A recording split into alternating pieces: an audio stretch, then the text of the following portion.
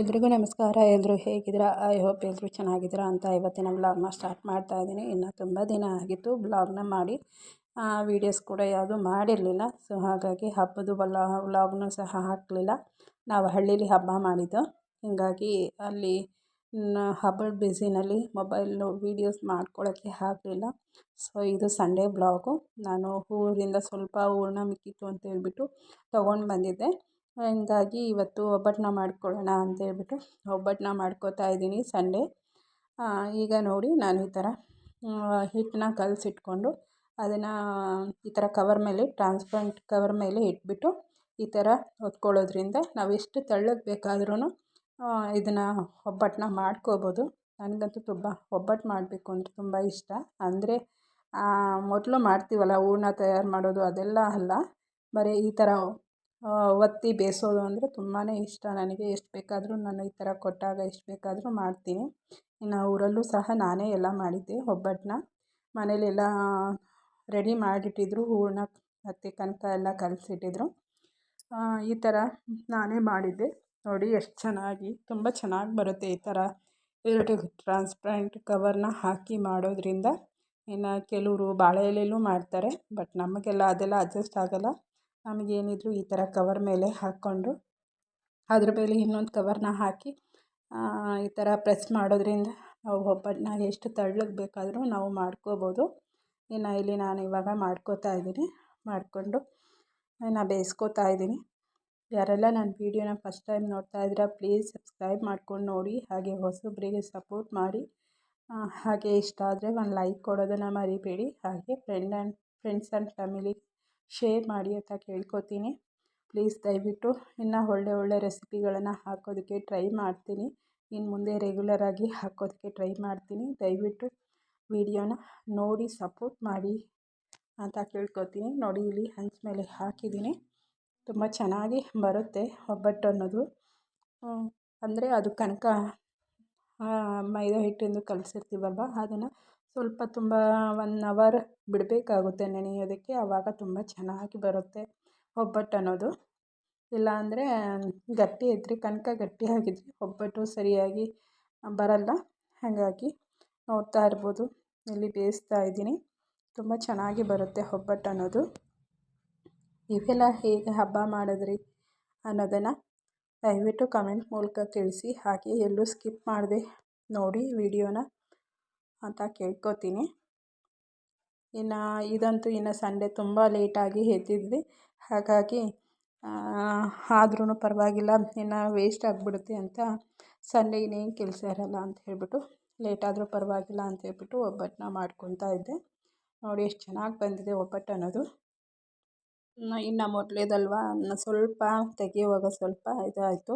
ಆದರೆ ಉರಿ ಸಣ್ಣಗೆ ಇಟ್ಕೊಂಡು ಒಂದು ಮೀಡಿಯಮ್ ಆಗಿ ಉರಿಯನ್ನು ಇಟ್ಕೊಂಡು ಬೇಯಿಸ್ಬೇಕಾಗುತ್ತೆ ಒಬ್ಬಟ್ಟನ್ನ. ಆಗ ಮಾತ್ರ ತುಂಬ ಚೆನ್ನಾಗಿ ಬರುತ್ತೆ. ಇನ್ನು ಜಾಸ್ತಿ ಉರಿ ಇಟ್ಟು ಬೇಯಿಸಿದ್ರೆ ಬೇಗ ಸುಟ್ಟೋಗ್ಬಿಡುತ್ತೆ, ಯಾಕಂದರೆ ಬೆಲ್ಲದ್ದಲ್ವ, ಬೇಗ ತಳ ಹಿಡಿಯುತ್ತೆ. ನೋಡಿ ಇಲ್ಲಿ 11:20 ಆಗಿದೆ. ಇವಾಗ ನಾನು ತಿಂಡಿನ ಹಾಕ್ಕೊಡ್ತಾ ಇದ್ದೀನಿ ಎಲ್ರಿಗೂ. ಆದರೆ ಈ ಒಬ್ಬಟ್ಟನ್ನ ಮಾಡಬೇಕಾದ್ರೆ ಒಂದ್ರ ಮೇಲೆ ಒಂದು ಹಾಕಬಾರ್ದು, ಅಂಟ್ಕೊಬಿಡುತ್ತೆ. ಹಾಗೆ ಬೇಳೆ ಸಾಂಬಾರು ಸಹ ಮಾಡ್ಕೊಂಡಿದ್ದೆ ಮಧ್ಯಾಹ್ನಕ್ಕೆ. ಇನ್ನು ಊರಿಂದ ಎಷ್ಟು ದೊಡ್ಡದು ಪಪ್ಪಾಯ ಇತ್ತು ಗಿಡದಲ್ಲಿ, ಅದನ್ನು ತೊಗೊಂಡು ಬಂದಿದ್ವಿ. ಹಾಗೆ ಬಟ್ಟೆ ಕೂಡ ಆಗಿತ್ತು, ಬಟ್ಟೆ ಕೂಡ ವಾಷಿಂಗ್ ಹಾಕಿದ್ದೆ, ಅದು ಕೂಡ ಮುಗೀತು. ಇನ್ನು ಬಟ್ಟೆನ ತೊಗೊಳ್ತಾ ಇದ್ದೀನಿ. ಇನ್ನು ಮಷೀನಿಂದ ಇದನ್ನು ಸಹ ಇನ್ನು ಒಣಗಾಕಿ ಬರ್ತೀನಿ. ನೆಕ್ಸ್ಟ್ ಡೇಗೆ ತಿಂಡಿಗೆ ಹೆಸ್ರು ಕಾಳು ಪಲ್ಯ ಮಾಡ್ಕೊಂಬಿಡೋಣ ಅಂತ ಹೇಳ್ಬಿಟ್ಟು ಹೆಸ್ರು ಕಾಳನ್ನ ನೆನೆ ಇದ್ದೀನಿ. ಹಾಗೆ ಮಾಡೋದಕ್ಕಿಂತ ಮೊಳಕೆ ತರಿಸಿ ಮಾಡೋದ್ರಿಂದ ಹೆಸ್ರು ಕಾಳು ಪಲ್ಯ ಅನ್ನೋದು ತುಂಬ ಚೆನ್ನಾಗಿ ಬರುತ್ತೆ. ಹಾಗೆ ಪೌಷ್ಟಿಕಾಂಶವೂ ಸಹ ಹೆಚ್ಚಾಗಿರುತ್ತೆ. ಮೊಳಕೆ ಬರಿಸಿದ್ದು ಕಾಳುಗಳನ್ನು ತಿನ್ನೋದ್ರಿಂದ ಹೆಚ್ಚು ಪೌಷ್ಟಿಕಾಂಶ ಸಿಗುತ್ತೆ. ಹಾಗಾಗಿ ನಾನಿಲ್ಲಿ ನೆನೆಸ್ತಾ ಇದ್ದೀನಿ.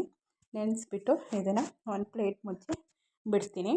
ಇನ್ನು ನೈಟ್ಗೆ ಇದನ್ನು ತೆಗೆದು ನೀರೆಲ್ಲ ಬಸಿದಿಟ್ರೆ ಹಾಗೆ ಮೊಳಕೆ ಬಿಡುತ್ತೆ ಕಾಳುಗಳು. ಇನ್ನು ಮಗನಿಗೆ ಸ್ವಲ್ಪ ಎಕ್ಸಾಮ್ ಇತ್ತು ಅಂತೇಳ್ಬಿಟ್ಟು ಸ್ವಲ್ಪ ಓದಿಸ್ದೆ.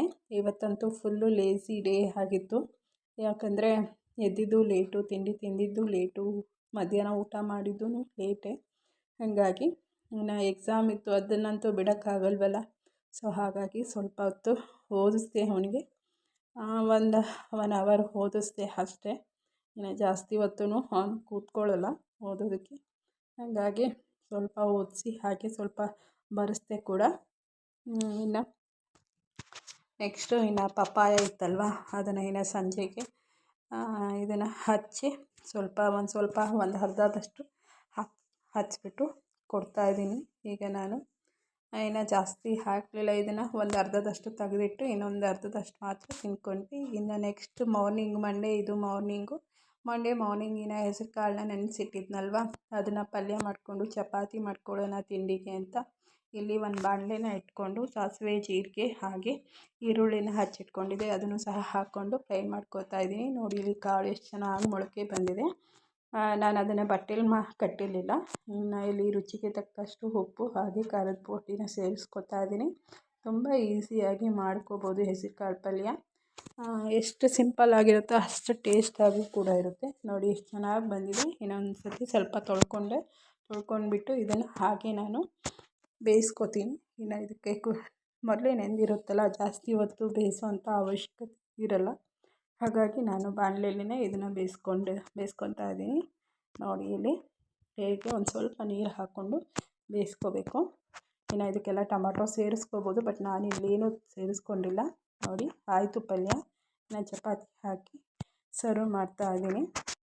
ಇನ್ನು ಹಬ್ಬದ ದಿನ ಸಂಜೆ ನಾವು ದೇವಸ್ಥಾನಕ್ಕೆ ಹೋಗಿದ್ವಿ. ಅದೊಂದಿಷ್ಟನ್ನು ಮಾತ್ರ ಇಲ್ಲಿ ಕ್ಲಿಪ್ಪಿಂಗ್ನ ಆ್ಯಡ್ ಮಾಡ್ತಾಯಿದ್ದೀನಿ. ಇನ್ನು ಇದು ನಮ್ಮ ಊರಿಂದ 2 ಕಿಲೋಮೀಟರ್ ದೂರದಲ್ಲಿರೋದು ವೀರನಾಗಮ್ಮ ದೇವಸ್ಥಾನ.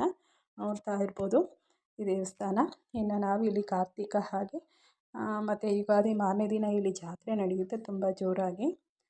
ನಾವಿನ್ನು ಜಾತ್ರೆಯಲ್ಲಿ ಕರಿ ಮಾಡಿದ್ರಿಂದ ಜಾತ್ರೆಗೇನು ಹೋಗಲಿಲ್ಲ, ಹಬ್ಬದ ದಿವಸನೇ ಹೋಗ್ಬಿಟ್ಟು ಬಂದ್ವಿ. ಆದರೂ ಅವತ್ತೇ ಎಷ್ಟು ಅಂಗಡಿಗಳು ಓಪನ್ ಆಗಿತ್ತು ಜಾತ್ರೆಗೆ ಅಂತ ನೋಡ್ತಾ ಇರ್ಬೋದು. ಇದಾಗಿತ್ತು ಇವತ್ತಿನ ಸಿಗ್ತೀನಿ ಮುಂದಿನ ವಿಡಿಯೋದಲ್ಲಿ. Thank you so much. Thank you for